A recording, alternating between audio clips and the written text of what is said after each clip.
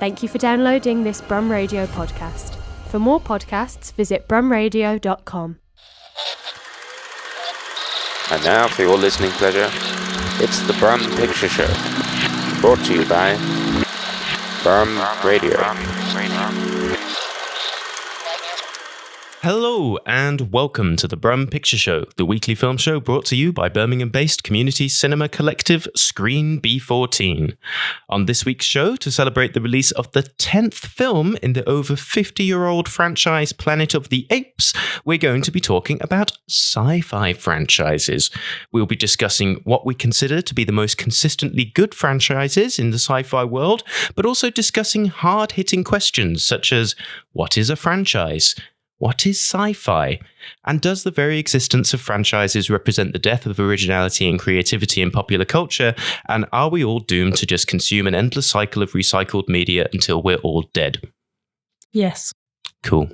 But first of all, it's time for introductions. My name is Paul Vernon, and as always, I am honoured to be joined by Screen B14's very own inspirational filmmaker and galactic empress.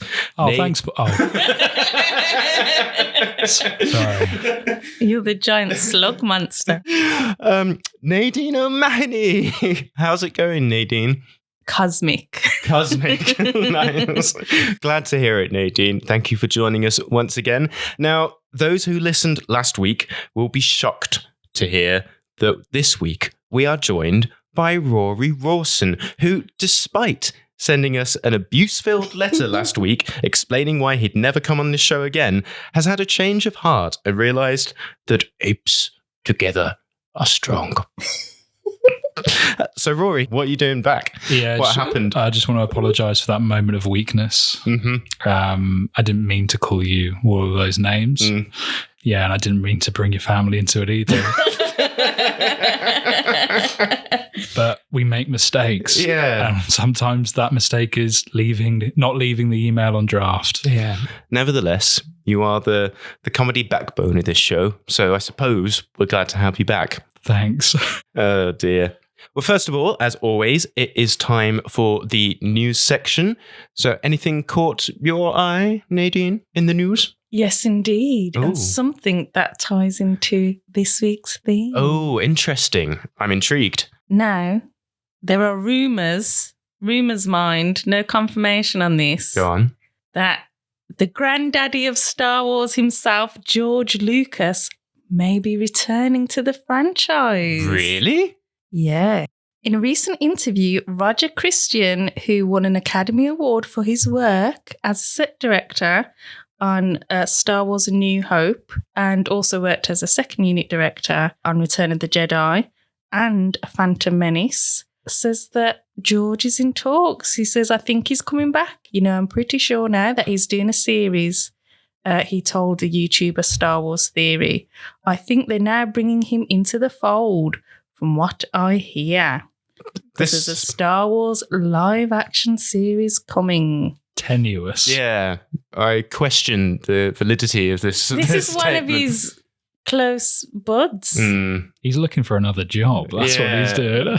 Well, look, I never said it was confirmed. No. But it's relevant. It's a relevant rumour, and I think, people should know. I'd be amazed if that was true, because I don't think... George Lucas really doesn't care, does he, anymore? He sold it for a reason. He just wants his billions of dollars, and he wants to just wander around and appear in the background of random documentaries like that clip on the YouTube. Yeah, well, he did call Disney white slavers, so that might have soured relations a little bit. Yeah, but he's very pally with Dave Filoni and rang up your doppelganger. Oh yeah, Gareth Edwards. Yeah, after Rogue One came out to tell him how great it was. That's nice, I suppose. So I think he's still there. He's still meddling. All right, but didn't he suggest loads of things for the new prequel series? And Disney were just like, no, George, go away. You mean sequel series? Yes, sequel series. Yes. Actually, I watched an interesting video on this today, and a lot of the ideas in the sequels have their roots in George's suggestions. So they didn't throw the baby out with the bathwater, but Yeah, well, I can get into that later because I think I wouldn't call that news. Okay. Well, interesting if true. I don't think it's true. believe you for a that could be the next unknown Von News segment. Dear. Well, have you discovered any interesting and possibly true news items, Rory? Yeah, well, I have, but I was a bit worried because that was going to be way more interesting than my one. But then my one might be more true. So there you go. Well, I think we'll favour truth over interesting. Is that the kind of radio show? That's true. Yeah, I guess that's not. No, just any odd nonsense. It will do. Just tell me. So there's going to be a new Lord of the Rings film, The Hunt for Gollum. Oh, yeah. Peter Jackson. More franchise news. news. And Andy Serkis to direct, which will be cool. Has Andy Serkis directed before? Is it? Yes. He did... didn't he do some really serious film about... Jungle Book, wasn't it? Oh, yeah. The hard-hitting drama Jungle Book. Oh, yeah, he did. I swear he did like a drama of some sort as well. Yeah, but that'll be exciting. I'm hoping it's going to be... I don't know. I'm hoping it's going to be more... Like, I'm hoping the tone's going to be a lot darker than sort of like the Hobbit films. They're a bit too sort of family friendly, and there's a real edge to Gollum that I'm hoping they could bring, maybe like the Joker. Have Gollum the musical. Yeah. Get Lady Gaga in. Yeah, that'd be brilliant. That would be good. Okay, well, I mean, I'm kind of ambivalent about that, but that could be good. I mean, did you watch that Rings of Power thing? I watched the first episode. Okay, so it was I watched all of it. I think it's really good if you just want to kind of zone out to something really beautiful and kind of peaceful. I loved all the worlds, and I know a lot of people weren't keen on it, but I just like looking at it. Okay, well, it's nice to look at things. I mean, is it a compliment to say that you could put it on mute and you would have still enjoyed it? Yeah, I think that's called pure cinema. Yeah, it's basically a screensaver. A silent film. Yeah, it's like a really nice screensaver. Or like that. What is it? Is it not that Norwegian? Is it Norwegian thing that's just slow TV, and it's like it is just kind of shots of nothing, but it's supposed to be quite relaxing. It was very relaxing. I found it very relaxing. Okay. Well, that's cool. Breathe was Andy Serkis's directorial. Sorry, I was on the mic again. Stop breathing. No, yeah, Breathe was Andy Serkis's directorial debut, and it was about a man with polio. So that's nice. More franchise news. Deadline have reported that Amazon Studios have put a live-action series set in the Blade Runner universe into development. Oh, yeah. And it's going to be called Blade Runner 2099. It's going to star Michelle Yeoh, apparently, and Riddles McScott. Sir Ridley, Lord of Scott, will be executive producing the series and maybe even directing an episode or two. So that's intriguing news. And apparently, I didn't know about this, but already there is an anime series called Blade Runner Black Lotus that debuted last year on Adult Swim and Crunchyroll. Didn't know about that. No. And that is set in 2032 and centers around a female replicant voiced by Jessica Hennick. Didn't know about that. But yeah, this could be interesting. More Blade Runner-y stuff. Although I must say, Blade Runner is like one of the most inherently cinematic things. And then to put it on the small screen, that just seems wrong to me. I do think there is something in diluting some of these amazing franchises once they get to television. And I think, Disney have come out, Marvel have come out themselves and said, look, we need to slow down and put out less content and put out higher quality content. Yeah. I mean, I guess it's nice that we're getting new Blade Runner-y stuff, but I do worry. But it would be nice if, Sir Ridley directs a little bit of it. That would be still cool. going to watch it, though. Yeah, I guess so. I mean, I don't tend to watch TV shows because they're just too long. They go on too long, and then they either don't finish or, I totally agree. Or they just finish unsatisfactorily. But yeah, and apparently also there's a Alien TV series that's in development with Noah Hawley on board, who did the reboot of the new Fargo TV series. So that could be interesting. So there's a lot of alien stuff going on because Riddles is going to do a new one, isn't he? And then there's going to be the Neil Blomkamp one. That's still happening. And then alien TV stuff. So yeah, lots of franchise news today, which ties in very nicely. Very nicely. And also in the franchise world, I just wanted to talk about this kind of almost a non-news article, really, but it amused me. This was from the Hollywood Reporter, and apparently William Shatner is willing to return to Star Trek as de-aged Captain Kirk. Just run out of money then, did he? just willing. I don't think this is actually in the realms of possibility, but he was having an interview. He was promoting his biographical documentary, You Can Call Me Bill. I don't think he'd let me call him Bill. He'd shoot me down. But that's being released on demand. And yeah, apparently in this interview, he said he would be down to play Captain James T. Kirk in a movie again and has an idea for how it might work.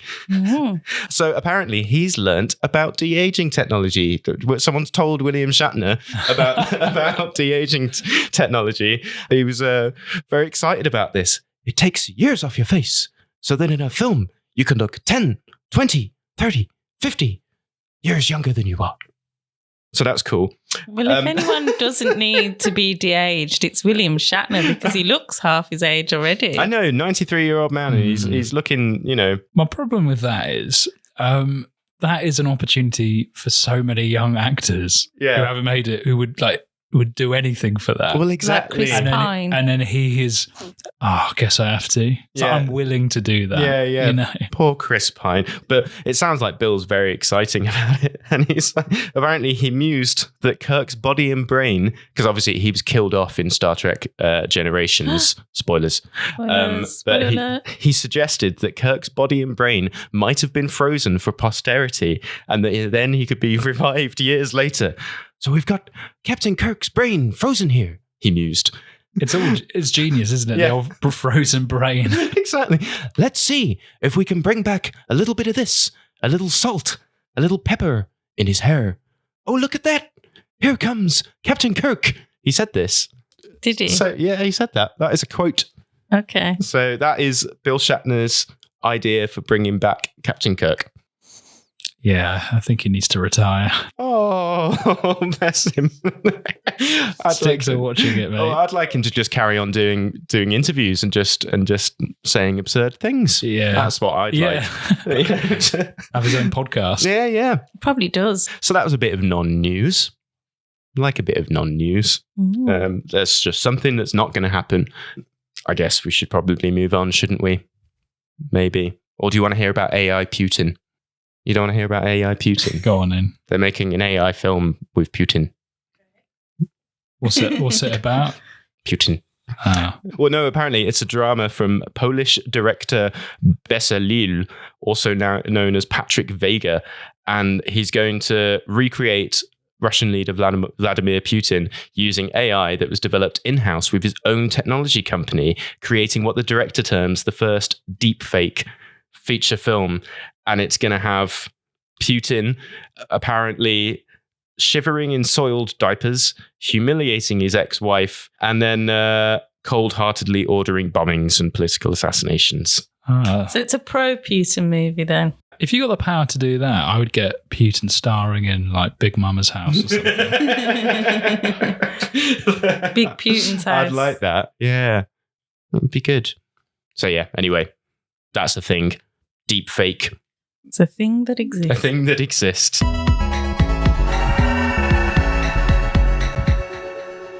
You are listening to the Brum Picture Show on Brum Radio, and today we are talking about sci-fi franchises. That's right, we're going to be having a little battle of the sci-fi franchises, and we're going to be arguing the case for what we think is the most successful sci-fi franchise out there. There's a lot of sci-fi franchises out there, and it's safe to say that some of them are variable in quality, but some of them stand out above all the rest. So there we go. We're going to have a little bit of a debate. But I guess, first of all, we should discuss, what is a franchise? At what point does a intellectual property become a franchise?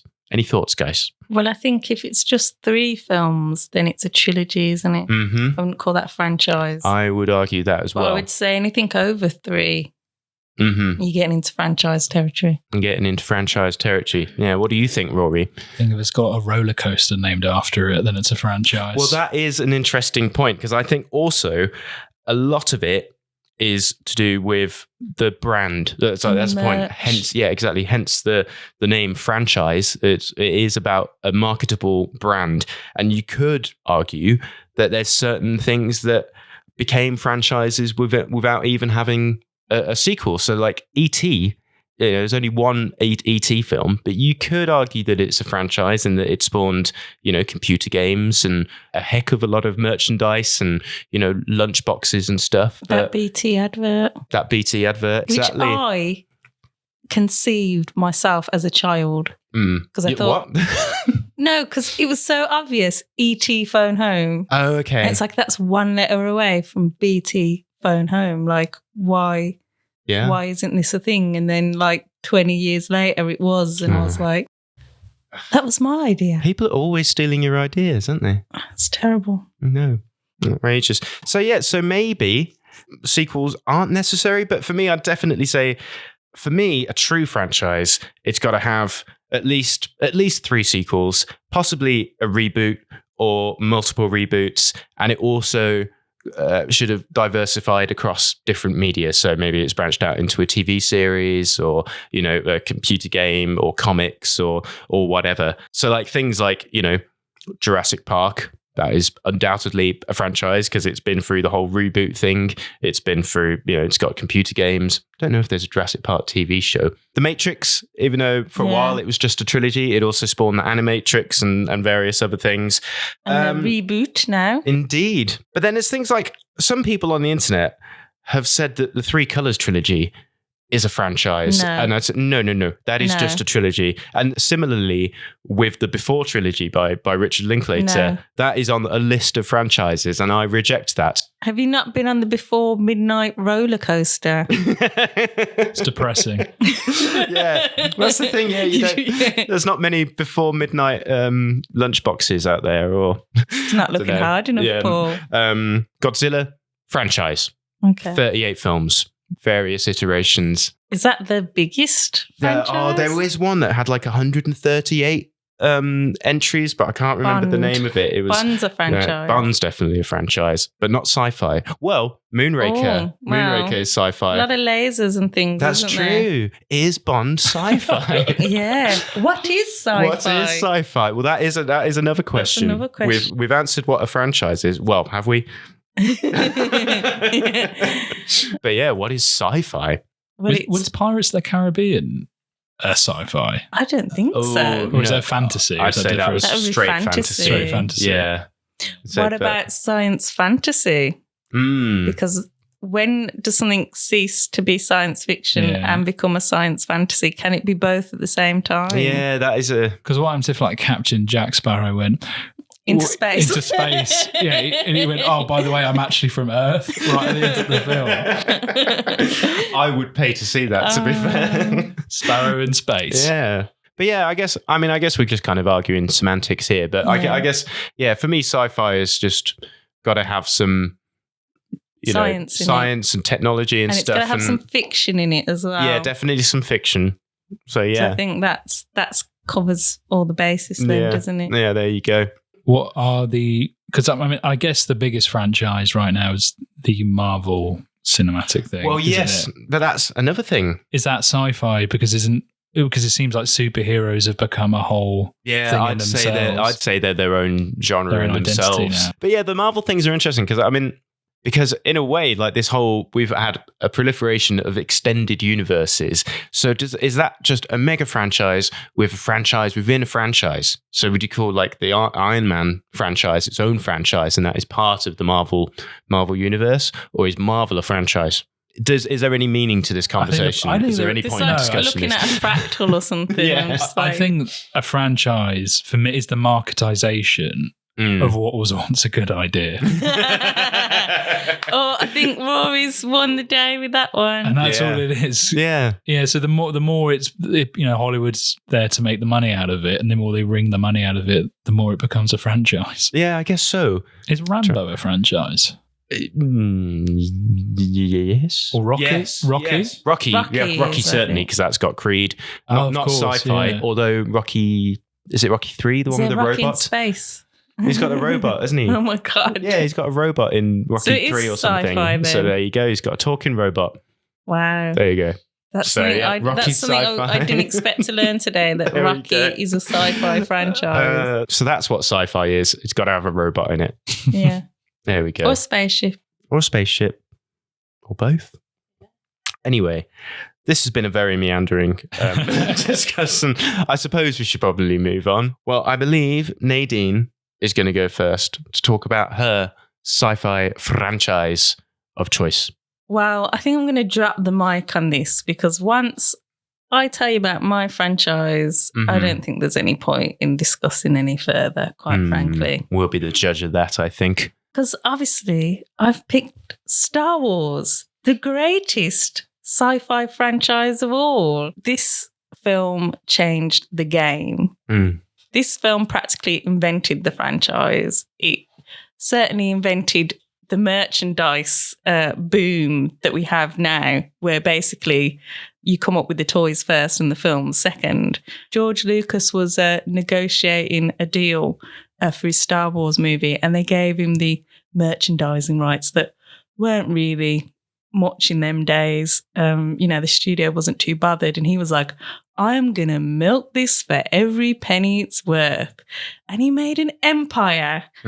It's hard to oversell the impact that these films had on the movie industry as a whole. I mean, we're talking industrial light and magic, special effects.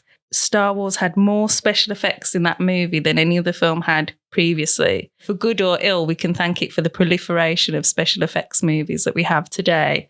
THX sound, quality sound, that was another George Lucas company.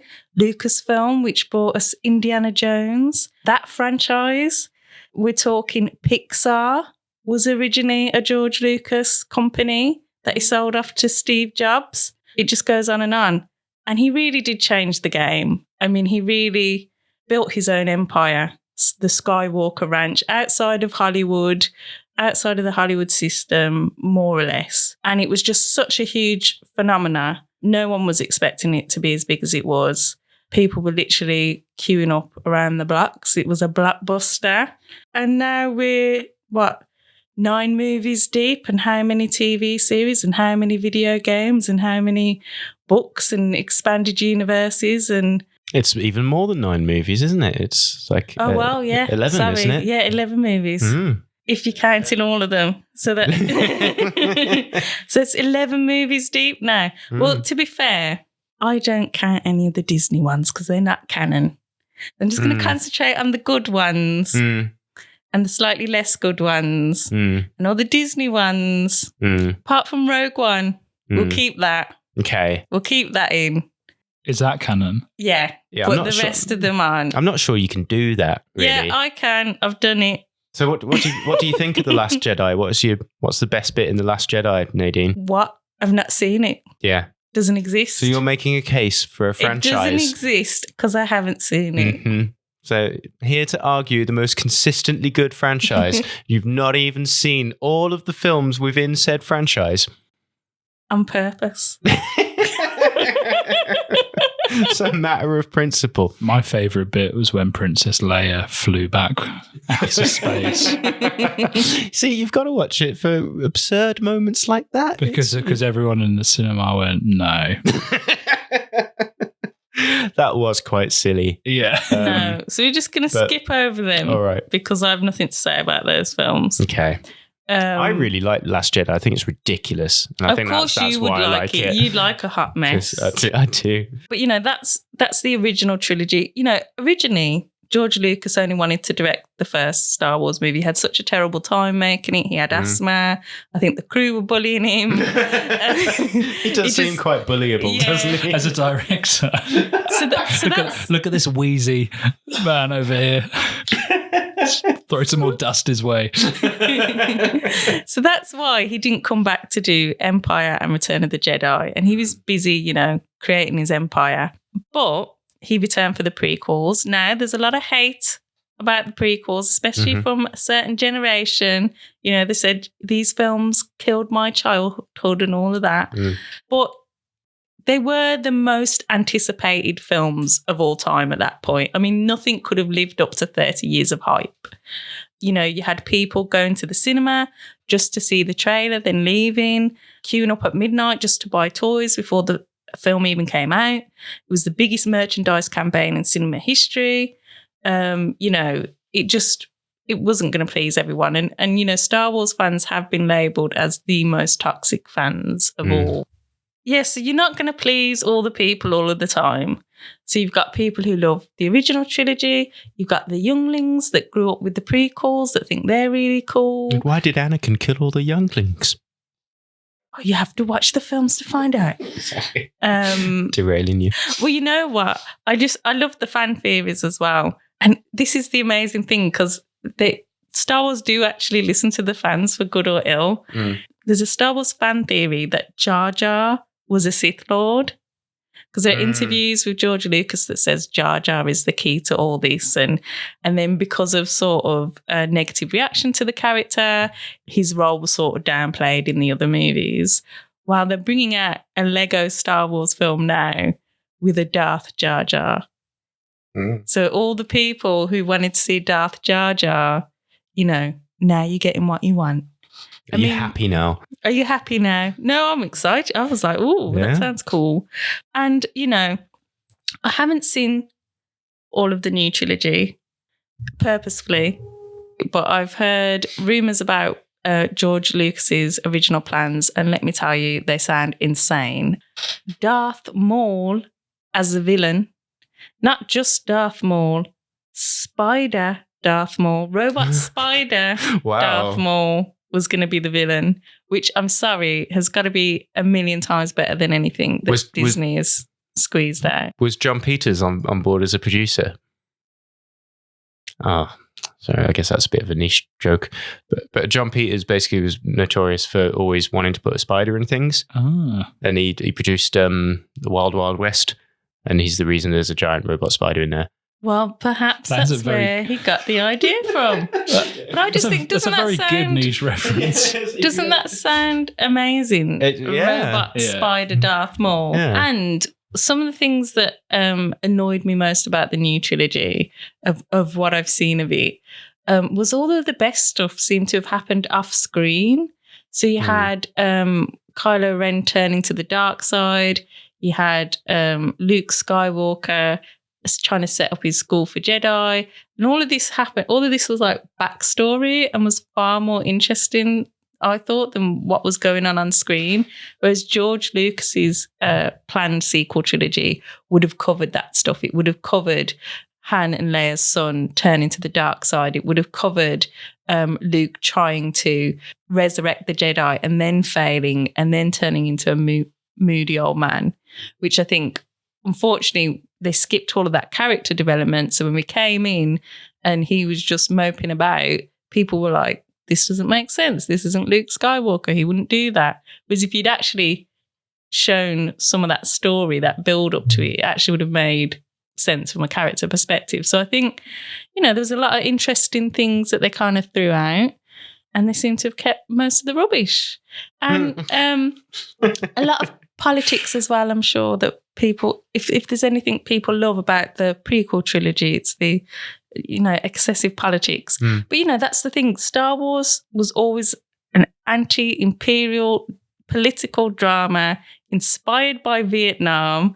I know that sounds insane, but it was. By a guy who's made £1 billion. Inspired by the Viet Cong or the Ewoks, as they became known. I mean, I know it sounds insane, but if you listen back to our previous episode, our Civil War episode, you would know that George Lucas originally planned to film Apocalypse Now as a mockumentary in Vietnam whilst Vietnam was happening. With Ewoks. That we don't know about that, potentially. I choose to believe I think, basically Return of the Jedi is his Apocalypse Now. That he didn't direct because he was put off directing so much. Even the prequel, that's one thing people dismiss about the prequel trilogy. They said it would have been a lot better if George Lucas hadn't directed it. He asked everyone. He asked Francis Ford Coppola. He asked Steven Spielberg. He asked Ron Howard. And they were all like, no, it's your baby, it's your world, you've got to do this. I'm sure someone would have taken it. Yeah. I don't think he asked enough people. Wow. He asked people who were too good. Yeah, and he asked his old lazy friends who are just like, we had enough, I don't want to make that. Well, Ron Howard's kind of young, I suppose, and did wind up directing a Star Wars film eventually. And interestingly enough, Steven Spielberg did ghost direct some of the prequel trilogy. Oh. The famous fight between Obi-Wan and Anakin, I Have the High Ground. Oh, yeah.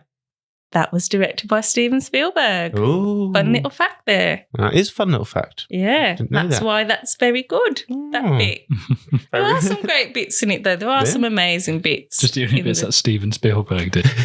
Yeah, there are other good bits as well. I think, here's the problem. I think if it hadn't been called Star Wars, if it had been called something else, I think people would have judged it on its own merits and they would have been like, this is a really cool new sci-fi franchise. Because it had that Star Wars legacy to live up to, I think people judged it overly harshly. So, yeah. But I think, absolute game changer. I don't think any of these other sci-fi franchises would even have the gumption to attempt to be franchises if Star Wars hadn't gone there successfully and done it best.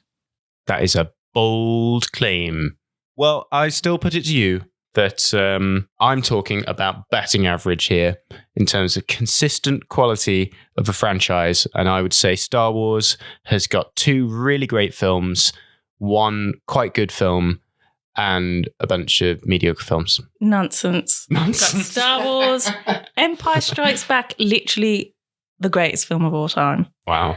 I think Return of the Jedi is brilliant. Would have preferred it if it was directed by David Lynch, like it was supposed to be. Well, Rogue One is great. I think Phantom Menace. I think I love Attack of the Clones. It's my favourite of the prequel trilogy. I don't care. Revenge of the Sith. And we've got The Mandalorian. It's not just about movies. We've got The Mandalorian. We've got Ahsoka. We've got the Book of Boba Fett. Got the Obi-Wan series. Yeah, Obi-Wan. That was really good. That's had a lasting cultural impact, hasn't it? Yeah. All of the video. Sorry. like you trained his father. Yeah.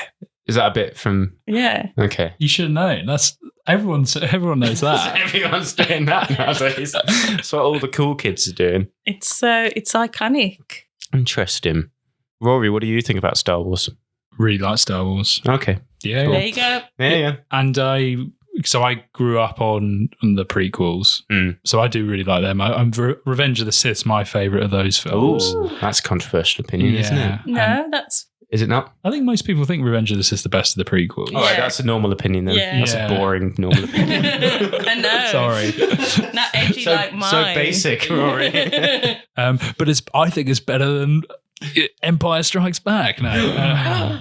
No, I don't. That was added for drama. I think they're brilliant. I think, but they suffer from they suffer from what Marvel's suffering from. I think in the same way, toxic fandom. Yeah, the marketization. I would say over. Yeah, desaturation of the pure idea that was in George Lucas's head. Well, I guess they're trying to kind of, tone it down a little bit, aren't they? Like they've been very wary of making a new Star Wars film for a while, haven't they? So bit too wary. Bit too wary. Like, what did you spend all that money for, Disney, if you're not going to make Star Wars films? Well, I think the mistake was Rogue One was so good and it was written as a standalone film and those characters were so great. Andor, that's another one. Another great series from Star Wars. Because they had to be, those characters were great and that world was amazing, but they kind of painted themselves into a corner with that one. And then were like, no, let's make 3 of these rubbish films that we haven't planned out properly, that we're just going to make up as we go along with these characters that are a bit meh.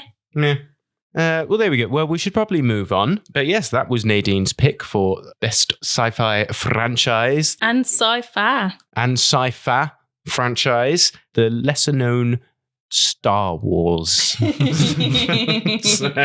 We like to go niche on the Brum Picture Show. So if you agree with Nadine, if you disagree with Nadine, if you're neutral with Nadine, then email us at pictureshow@brumradio.com.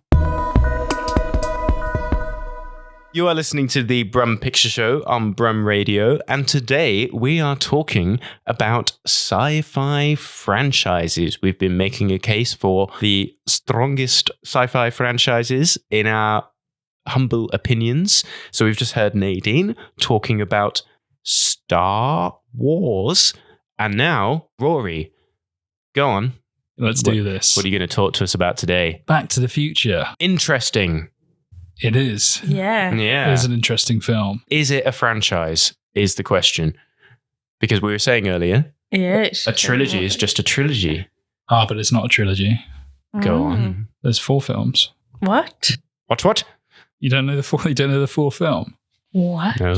It's Doc Brown Saves the World. Right. It's directed by Robert Zemeckis. Oh. And in order to save the world from a nuclear holocaust in 2045, Doc Brown must push the technological age back at least 50 years, preventing Mattel hoverboards and Mr. Fusion from being created. Explain further. I need to see it. Is this an alternate reality? This is a classic. How long is it? What this? And in what context was it made? What is this, Rory? What are you talking about? What this? Is it a film? Is it a film, Rory? Did you dream yes, it's a this? film. Is it an actual film? No, it's or is it just a silly little promotional thing that they made to tie in with some amusement park ride? It's nothing to do with the amusement park ride. Then what is it? It's 10 minutes. It's 10 minutes. Right. But it's 10 minutes of gold dust. Okay.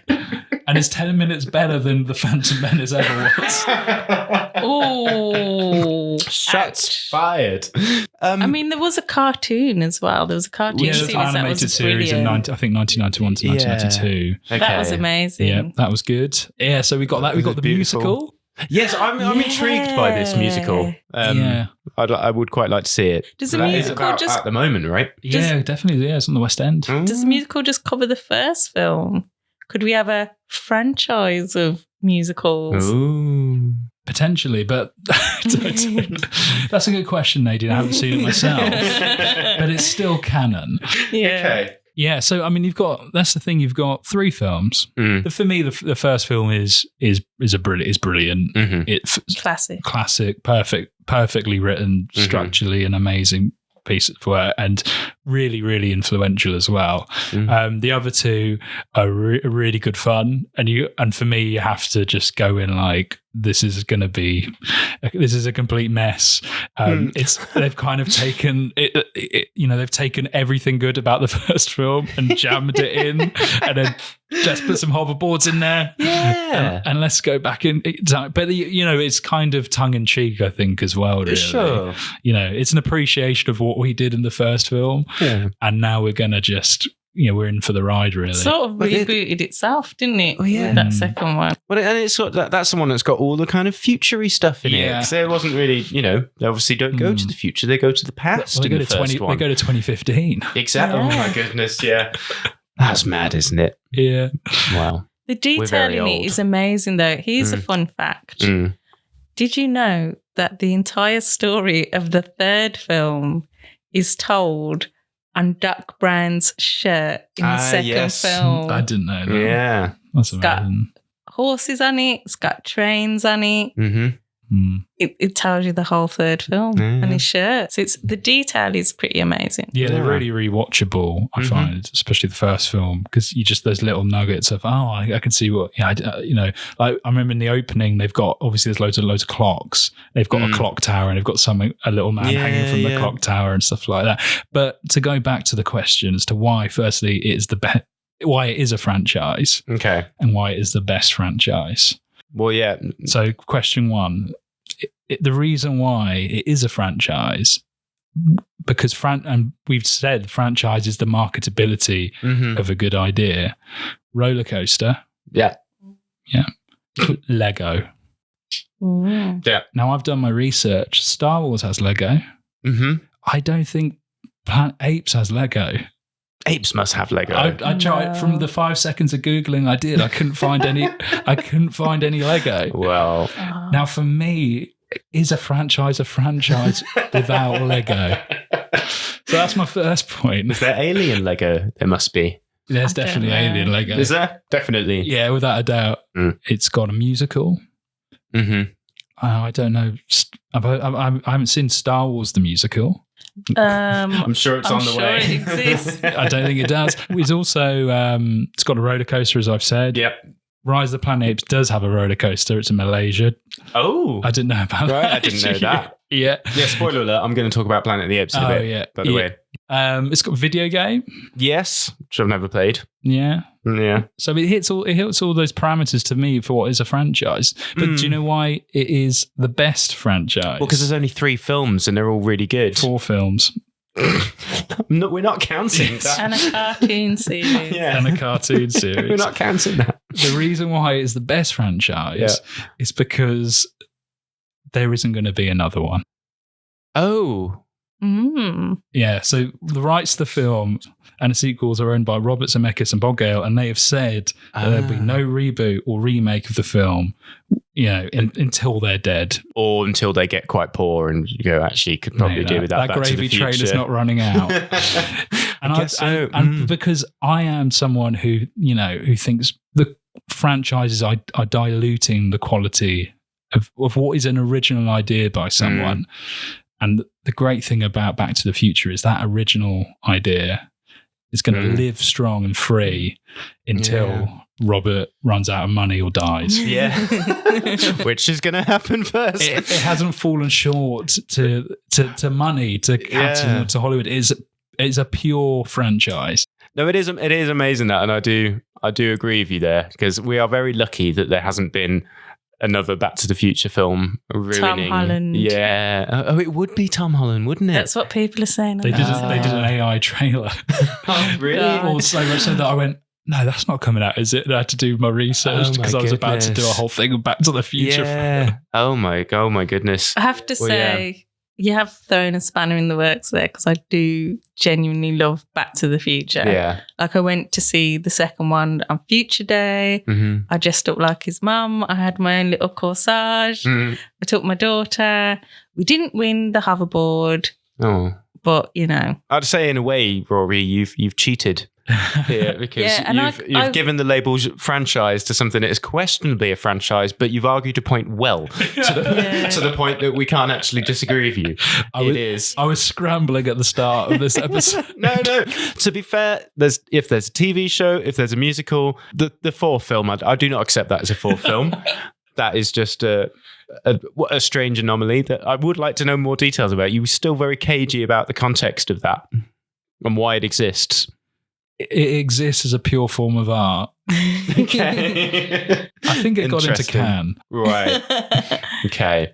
I do wish I was Marty McFly. Like, there's something just so pure and joyful about him, and he's just so cool. Like, he shouldn't be as cool as he is. Like, he should be like a little nerd that's getting beaten up by the bullies or something. But he's like the coolest guy hanging ever. out with old men. Not roller skating, skateboarding down the street, holding on to he's cars. Cooler than Anakin. He's way cooler than He's Anakin. so cool. He is. He's almost as cool as Yoda. Time traveling. So you've got to admit, Back to the Future does beat Star Wars, doesn't it? In terms of consistent quality. Not a franchise. Well, this has been interesting. But I mean, I'd argue that there's only 2 great films in that trilogy and 1 mediocre one. I think they're all great. I really like the third one. I like it. I think the second but one it doesn't live up to the other 2. I don't know, man. I think you just don't like westerns enough. I don't like westerns. Don't like classic westerns. Yeah. I honestly, though, I do love those films. I think the ending to the second one is possibly the greatest ending to any film ever. I'm surprisingly very influenced by it. In the cinematography is amazing. Would you say you're more influenced by that than Star Wars in terms of pure cinematography? Oh, I don't know. But I love this is where I'm going to get really nerdy now.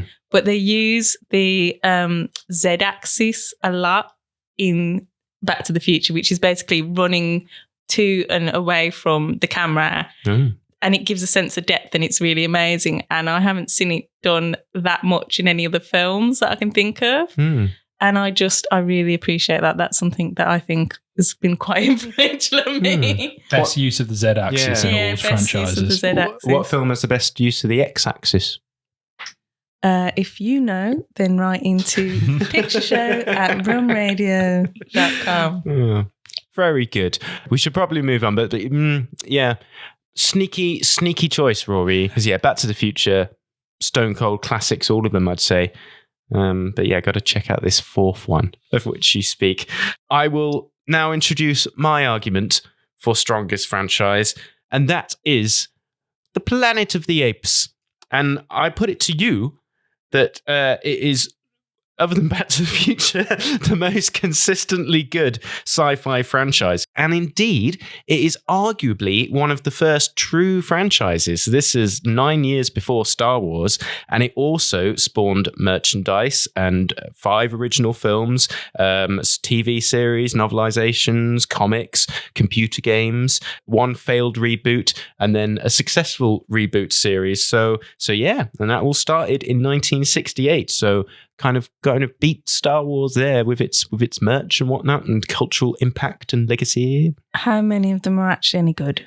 Well, I would say most of them are really good. Wow. No, that is the argument I'm making. I would say that out of the original 5 films, they're all varying degrees of great, the original 5 films. And that's the thing, most people don't remember that there's 5 Planet of the Apes films, but they're fantastic. Some of them aren't quite so great, but they're still in the category of great.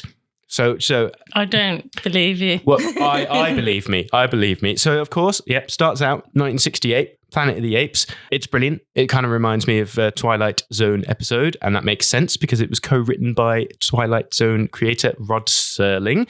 It was adapted from a French novel, Pierre Boules's 1963 novel La Planète des Singes, or Monkey Planet.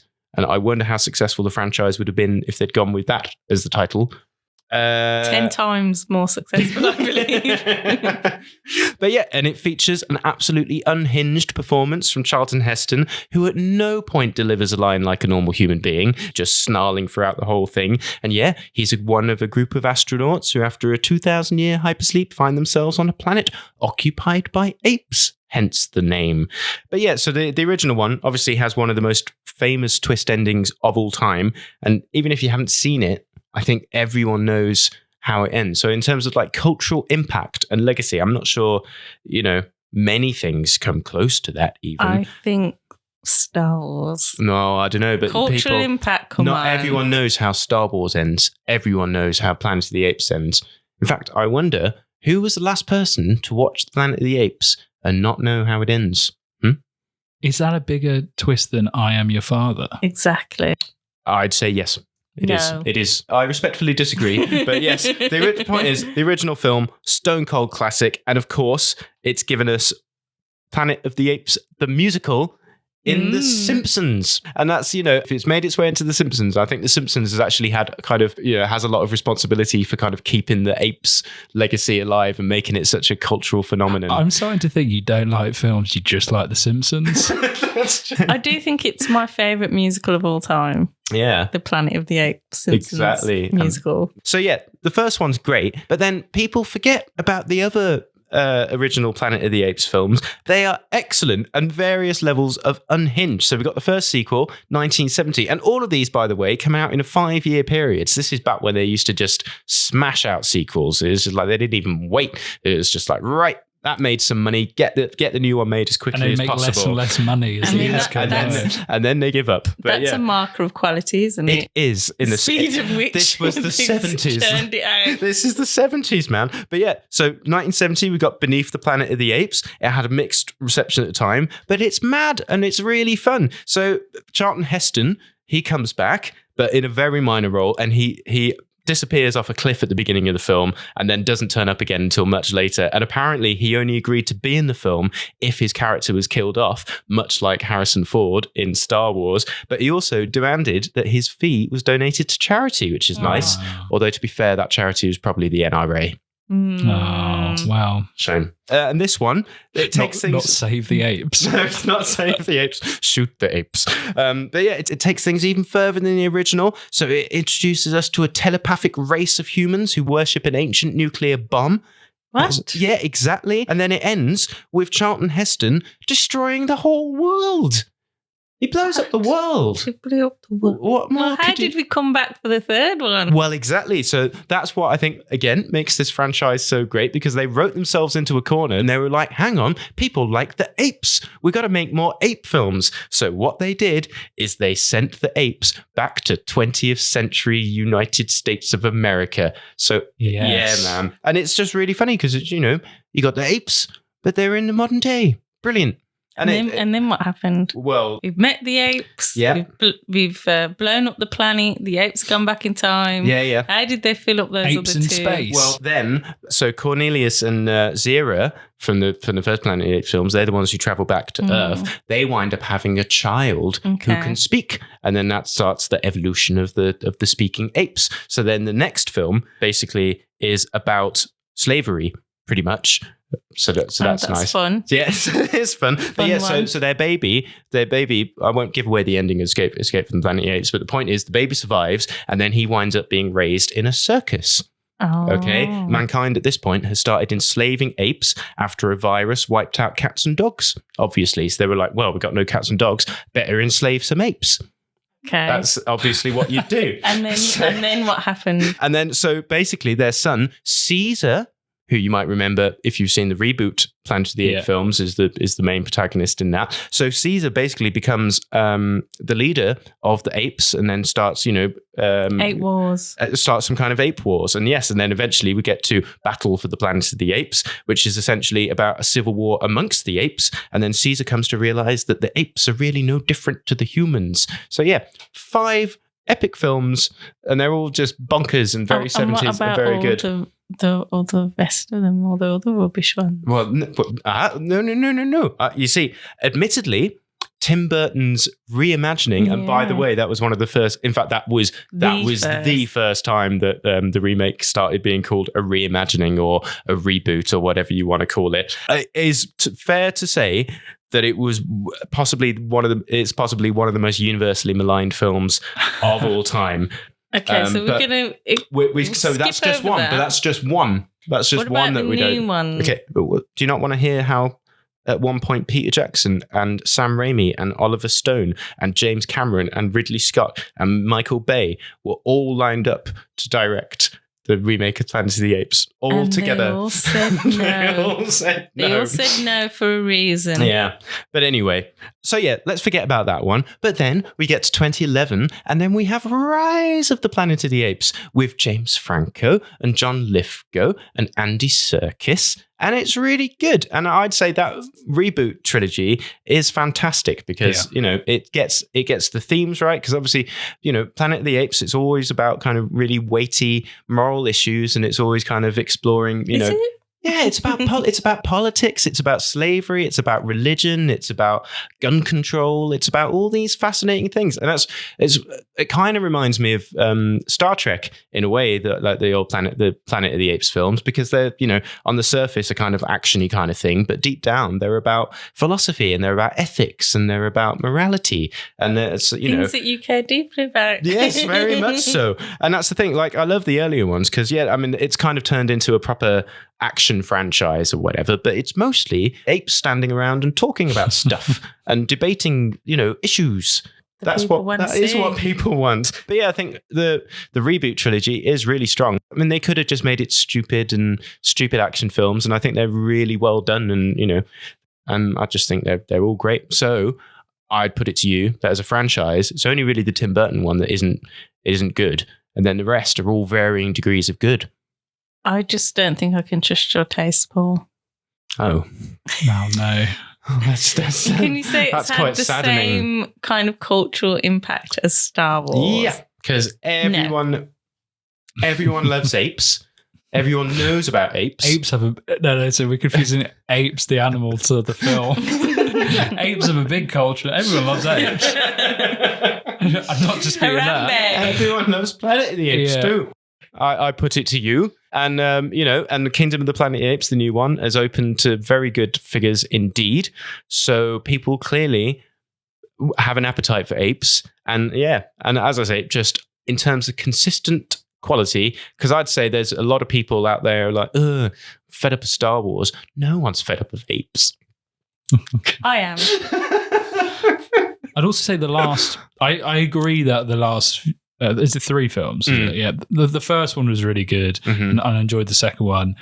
But it suffers from the same problem as a lot of those action films, when it's just there's too much sort of. It is more of an action film akin to Marvel, Star Wars, and that sort of thing than it is, what you're saying, than apes. Yeah. I mean, I do admit I prefer the original ones, but like the first 2 of the reboot series are a little bit less on the actiony side, but they're still quite actiony. And then the third one maybe kind of takes it a bit too far. So but the thing is, I guess people don't like apes just standing around talking, not hitting anything and doing doing ape stuff.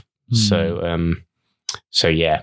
I mean, I see what you mean, but it's not just action as well. I felt like there was the problem with action. So it's the creativity of action. In that there was a scene in, I think it's the second film, when the monkey pretends to not know how to play with the gun, and then he uses it. I thought it was brilliant. But there wasn't enough little moments like that. It's just then loads of apes just tearing. Do you know what I mean? I suppose. And also, well, I guess another thing about the Planet of the Apes films is I don't wish they were more actiony. I wish they kind of toned down the action a bit, but equally make them a lot more violent. Yes. Because the thing is, I think it was Bill Burr, the comedian, he was talking about when the new Planet of the Apes came out. He was like, brilliant, they're finally going to, make an R-rated apes film, because apes are evil creatures. Let's see some balls being ripped off. Apes will rip your face off. And you don't see any of that in the Planet of the Apes films. Like, they're vicious, vicious animals. It's the worst sci-fi franchise. Not enough faces being ripped off. No younglings are getting killed there. Exactly. So I would like to see an R-rated Planet of the Apes one day, where they fully explore what horrible things apes can do to people. But for now, I guess be happy with what we got. I'm just glad they're still making films about apes. So yeah, and I do think they're better than Star Wars. Fact. So, in the battle of the sci-fi franchises today on the Brum Picture Show, I think it is quite clear that Planet of the Apes is Back to the Future. Yeah. I think the only way we're going to settle this is if our listeners chime in. Oh, yeah. They can email us at pictureshow@brumradio.com or hashtag Brum Picture Show on our social medias at ScreenB14. Yeah, let us know. Which is your favourite? Let us know. Sci-fi? Or have we ignored one? Yeah. Like Alien. Yes, well, we've only touched on Alien. But yeah, Alien is just... Is the Predator it's great. Franchise your favourite sci-fi franchise? Let us know. Yeah. Star Trek. We didn't even really... No. Just a bit. No, you see, there's so many. But yes, do email us in and let us know why Planet of the Apes is the best. You are listening to the Brum Picture Show on Brum Radio, and it is time now for the reviews section. And we're going to start by talking about some more apes. Sorry about that. But, the Kingdom of the Planet of the Apes came out. It all ties in nicely, doesn't it? It does tie in nicely, so it seems appropriate that we talk about it. It's almost as if we planned it. Yeah, I know. It's weird. So Kingdom of the Planet of the Apes It's doing very well at the moment. It's going to only cost $160 million, but that's what, which Only? is, only, yeah. Well, it's quite a small budget considering it's all, CG apes, but I suppose that's what happens when you don't have to pay big name actors, because there's no real big name actors. It's just apes. You don't really need to pay apes. I think we should start paying them. No, they've yet to unionize, and that's their fault. So carry on. Well, what did you think of it? Anyway, so yes, so this is ostensibly a sequel to the reboot series, and it's the first since 2017. But in a way, it kind of works as a soft reboot. So this takes place multiple generations in the future, starting with Caesar's death, and then moving forward to a world where apes have reverted to a more clan-based primal society. So they've lost their touch with human technology. We follow Noah, who's a teenager ape, and he lives in a tribe with strong traditions and rituals. So we see him training for, a coming of age ritual, which means he has to go and get some eggs off an eagle, and that's all very exciting. Teen ape. A teen aper. But then a pesky human turns up and things start to get messy. So this then leads to a more advanced tribe who follow a twisted interpretation of Caesar's belief system, and they capture Noah's friends and he must go and save them. And then various other things happen. So I thought this was very solid indeed. And in keeping with the Apes franchise, it is very much about morality and stuff. So a lot to do with religion here. So Caesar is now such a distant memory that his ideology and beliefs have been kind of interpreted differently by different factions of apes. And it's also, we're not sure whether we're supposed to be with the apes or with the humans. And maybe that there's some bad apes and some good apes and some bad humans and some good humans, Maybe that's just how the world works.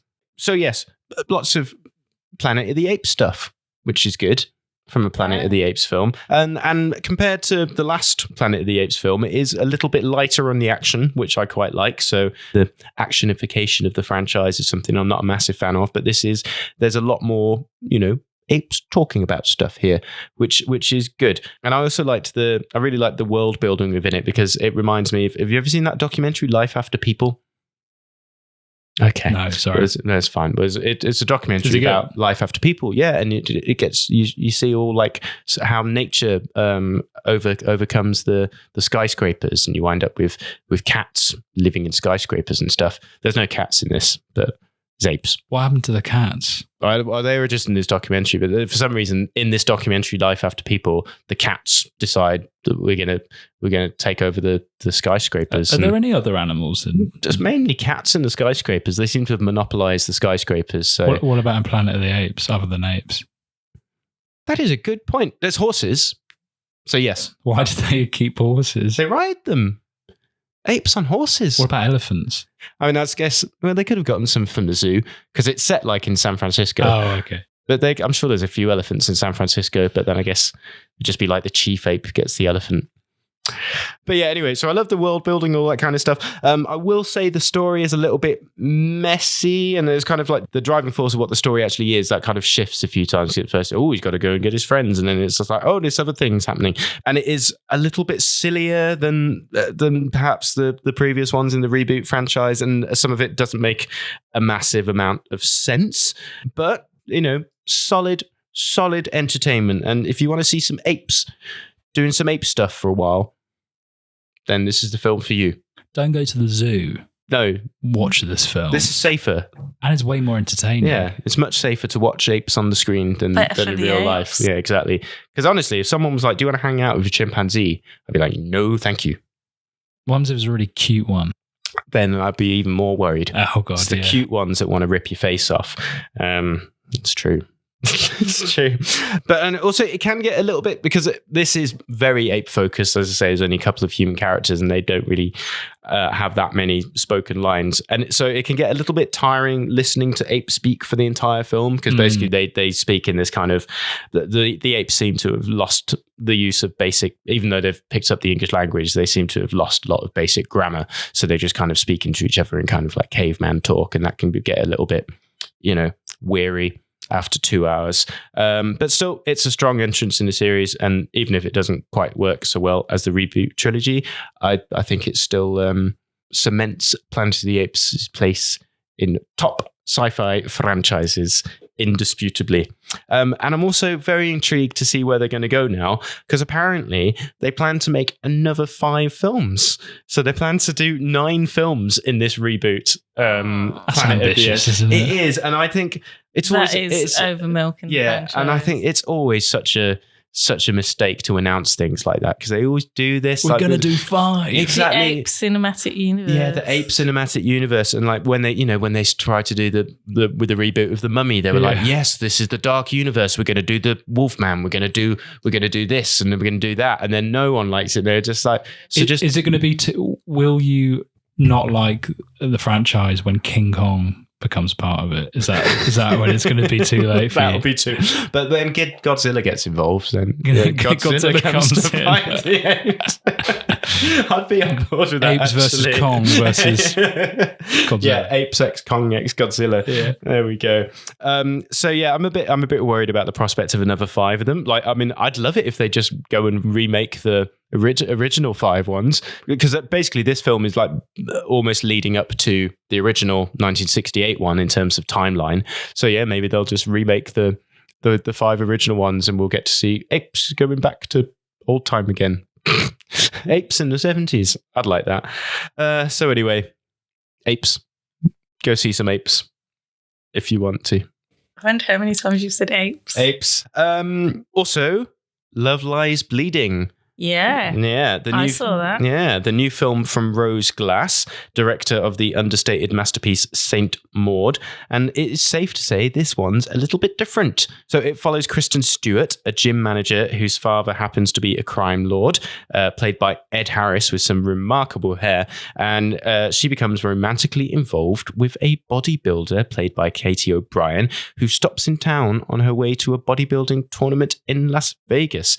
And then some scrapes and japes ensue. Nadine, what did you think about it? It was hit and miss for me. I think it has 3 of the worst hairstyles I've ever seen in cinematic history. I mean, we're talking Kristen Stewart, Ed Harris, and Dave Franco.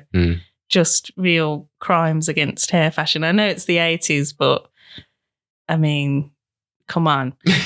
I really loved the chemistry between the 2 leads.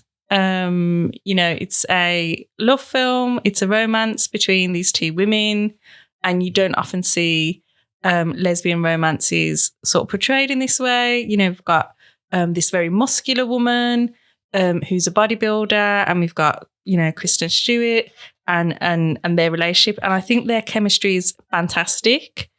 And I love all those bits with them in. It's a very sexy movie, but the film falls apart when those characters are separated. And I think the crime drama element of the film is just really underwritten. And I think the characterization is quite thin compared to, Rose's debut film, Saint Maud. I think that was a character piece. So it just feels a little undercooked for me. But I love the chemistry between the leads. I love the setting. I love the initial premise of, this woman who wants to enter a bodybuilding contest. I think that's a really interesting world. I think we could have done more of that. It's very kind of like Nicholas Winding Refn light. Yeah, I was going to say there's bits of little neon flashes and stuff. Yeah, and I'm a huge fan of his, even though many of his films are not great. But he's always failing on his own terms, which is what I love about him. And I think this it sort of has some of that aesthetic, but it's not. It doesn't. In a way, it doesn't go far enough. It doesn't go weird enough. There's some weird stuff that happens at the end that kind of feels like it almost comes out of nowhere. But I think it could have. I think either it could have been weirder, or it could have been just a more solid movie about these 2 people and their relationship. Interesting. No, I was definitely more up on it than you, for sure. Because I think there was a moment for me where you think you know where the film's going at a certain point. Like, you think it's just going to be, another lesbian road movie like Drive Away Dolls or something like that. But then it kind of pulls the rug from under your feet. And then it's just a moment where I was just like, oh, okay, you're doing this, are you? And I thought I was just fully on board. And yeah, I don't know. I thought the bits of weird really, really worked. And I think I don't know. I think it could have gone weirder, but couldn't have gone much weirder with some of the stuff that happens in the third act. That's for sure. I think, and it's just full of these lovely little stylistic flourishes, and just some absolutely bonkers moments. And I think it's taken like what could be quite a generic, crime thing, and then just injecting it with just this mad originality that I really like. But still, its influences are quite clear. Like, as definitely Nicholas Winding Refn in there, but then there's obviously your Tarantino and Coen brothers, but also there's little bits of Terry Gilliam in there as well. I think with some sequences on steroids that are kind of very Fear and Loathing in Las Vegas. It's very body horror as well, a bit Cronenberg-y. Yeah, exactly. So there's still, even though this definitely isn't a horror film, there's still little bits of a horror film coming in there. Liked it if it was more of a horror film, maybe. Okay. And I think the weird, when it does go weird, it goes very weird. But it kind of saves all its weird till the third act, I feel. So it doesn't really kind of seed in that weird earlier, and I don't know, it just sort of, it doesn't quite come together for me. Okay. Which is a shame, because I think, great performances, from Kristen Stewart and Kate O'Brien. I think the characters, some of the characters just needed fleshing out more, and some of the plot lines needed fleshing out more, or going the opposite way. And like I say, just making it about vibes and atmosphere and cool shots and music.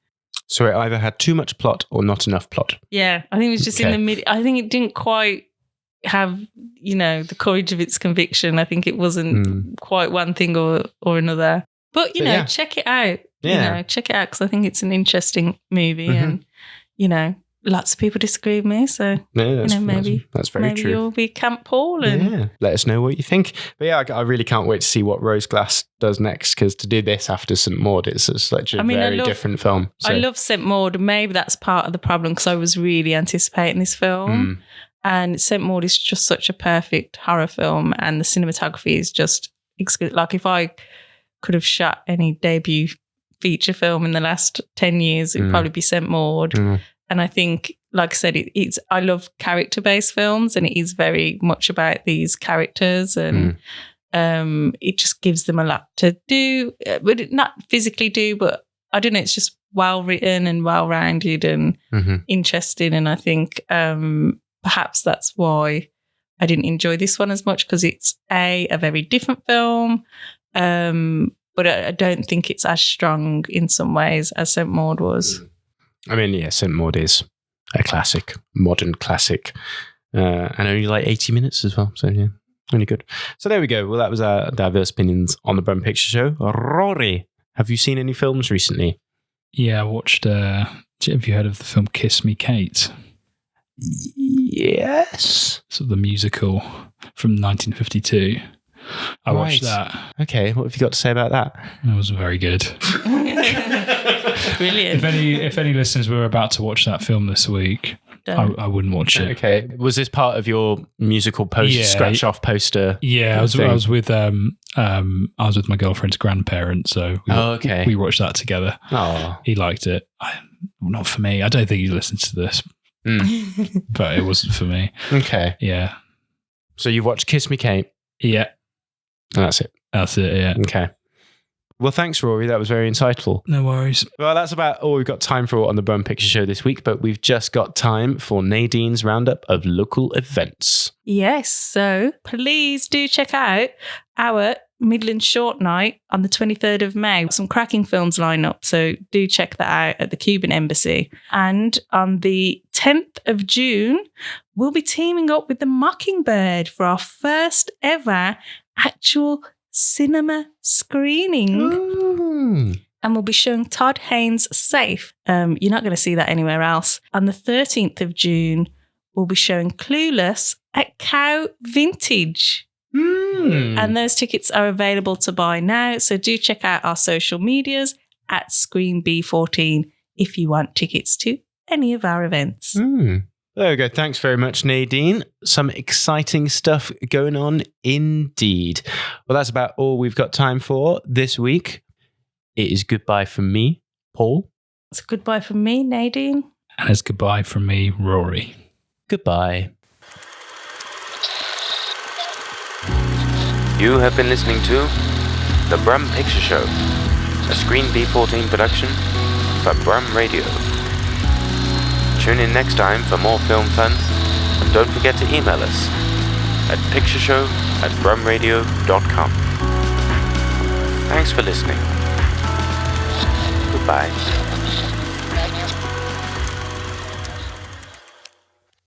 I hate every ape I see, from chimpanzee to chimpanzee.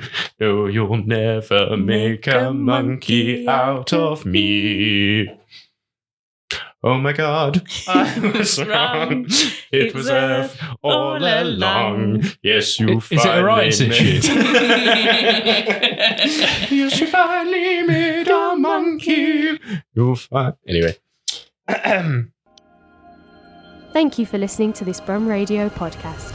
Don't forget to subscribe and rate us on your podcast app.